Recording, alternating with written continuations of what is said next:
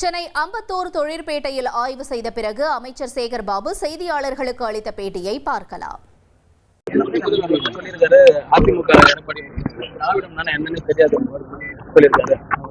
அவர் சேக்கியாருக்கும் கம்பராமாயணத்துக்கும் வித்தியாசம் தெரியாதவர். திராவிடம்னா எங்கிட்ட அவருக்கு தெரியும். இப்போ துணை முதல்வர் கூற்று 100க்கு 100 உண்மையான கூற்று.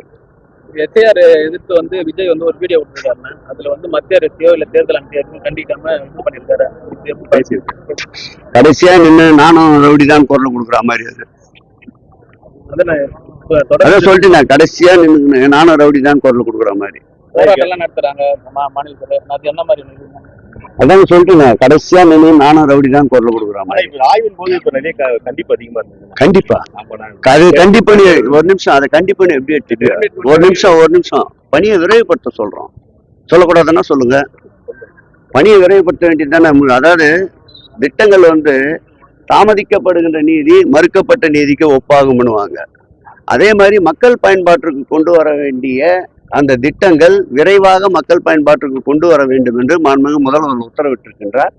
அந்த உத்தரவுக்கு ஏற்பதான் பல்வேறு துறைகளை சார்ந்த அமைச்சர்கள் தீட்டப்படுகின்ற திட்டங்கள் தொடர்ந்து நடைபெறுகின்றதா, அந்த குறித்த காலத்திற்குள் அந்த திட்டங்கள் நிறைவேற்றப்படுகிறதா என்று இந்த ஆட்சி காலத்தில், திராவிட மாடல் ஆட்சி காலத்தில் தான் இது போன்ற ஆய்வுகள் மேற்கொள்ளப்படுகின்றன.